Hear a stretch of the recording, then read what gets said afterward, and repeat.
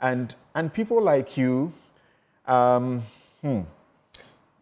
find that you are stepping up in this way and getting into the public discourse, which is something you normally will not do. We know you to be, forgive me to say, fine middle class, reputed for your expertise in your areas and doing very well. And then because of Galamsey, we are seeing you on coalitions, speaking to the whole nation. Yaw, thank you very much. In your statement by the coalition, you actually list the demands that were not met, declaration of a state of emergency, and so on and so forth, complete cessation of mining in forest reserve and water bodies.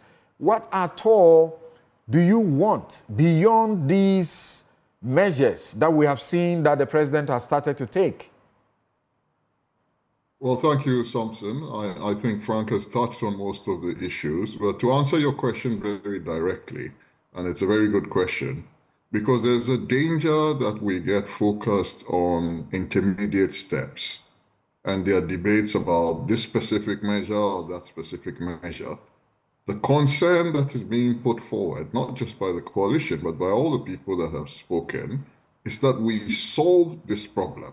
That's what we are focused on.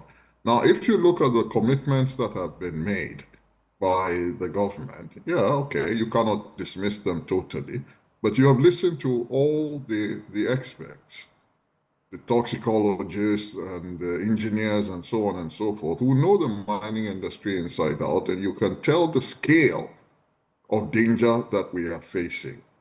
The point, therefore, that is being made by the coalition is that these measures that have been taken now, pleasing as they may be in the sense of signaling that there's some seriousness now being applied to it, are grossly insufficient. Just because you burn 18 Shanfans doesn't mean that you clean a damaged environment. This problem, if the people, the citizens themselves, are not mobilized to participate. And what the coalition is doing is saying everybody needs to play their role. But you need to keep the awareness of the problem high, and with the people themselves, the citizens. They must come together to be able to resolve this issue. Otherwise, what will happen is that there's some grandstanding. 18 Shanfans are burnt, maybe 7 more are added, it becomes 25. You send 20 soldiers, send out some videos that some burning has been done, and everybody goes to sleep.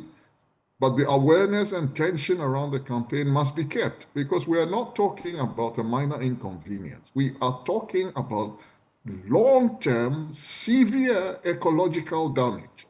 And we must respond with a degree of intensity that we've not seen before. This is where the conversation about radical measures, I don't want us to get into a dispute about state of emergency. There is nobody who has been on this show who will not agree that the most radical and intensive measures that can be accommodated in our legal context need to be applied.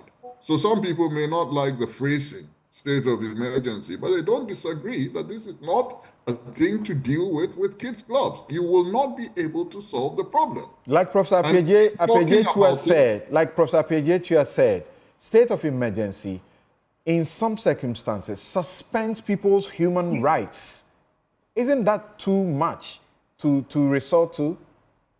It's a very narrow view of human rights to say that you are suspending human rights when you are securing the long-term health of society.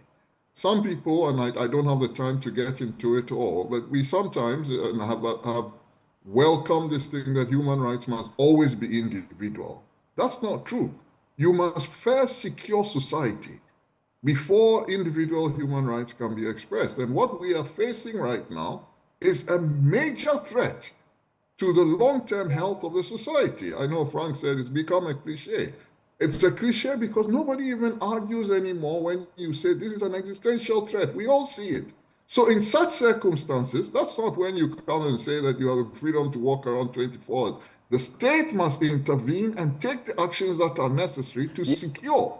Let's not get too fine about discussing rights in this matter. Yeah, people are angry, and some very respectable individuals have said we should even go as far as shoot to kill. You have heard a former deputy speaker of parliament say that. I have had judges say that to me privately.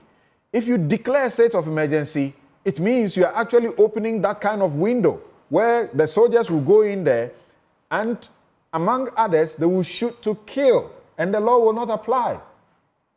That's not true. That's a gross exaggeration by people who don't want action to be taken. Or to declare a state of emergency does not mean that you now lift the lid and allow a tremendous amount of chaos in the country. No, it means certain specific powers of the state will systematically be deployed, but with urgency and the needed intensity to solve the issue. So those who are coming over the top and saying people are going to go around and start shooting to kill and so on, nobody is pushing for that we return to the state of nature. No, that's not what this is about at all. I just very quickly, the one thing that I feel we've not touched on enough is because this problem is a lot of the time comes down to there are many poor people, they don't have jobs, etc. Right. I want to make the point again. Galamsey could not have been sustained by peasants. Let's be absolutely clear about this. So I don't take away the fact that large-scale poverty in the country is a driver because it gives a supply line for people to be recruited into these issues. But when you step back, you're talking about the burning of shamfans, the large-scale importation of chemicals. You are talking about industrial organization. And we know that that is not being done by the peasants. Mm-hmm. We also know that the reason why a lot of the influential names that have come up are untouched is because they are financiers of the political structure that we are running in the country. So I do not say that we must not address the economic deprivation. We must. But let us not hide the fact that they are influential people. And when you talk about Galamsey, it touches on sensitive doorsteps. This is why you then have the discussion come and say, oh, we started to take action, we did a lot, but we lost elections in 5 constituencies. That is not our problem. An entire country is at risk, its long-term health is at risk, and you say you lost an election. And in any case, when you go for an election, it is your responsibility to educate the people, to put the issues before them. If you don't do that and you lose, that's not the reason why 31 million or 32 million Ghanaians must be buried. So I just wanted to explore that very quickly because that is beginning to gain in current. Thank you, Yaw Nsarkoh. And let me do this. Yaw, thank you very much. Okay, so Frank Edu, you are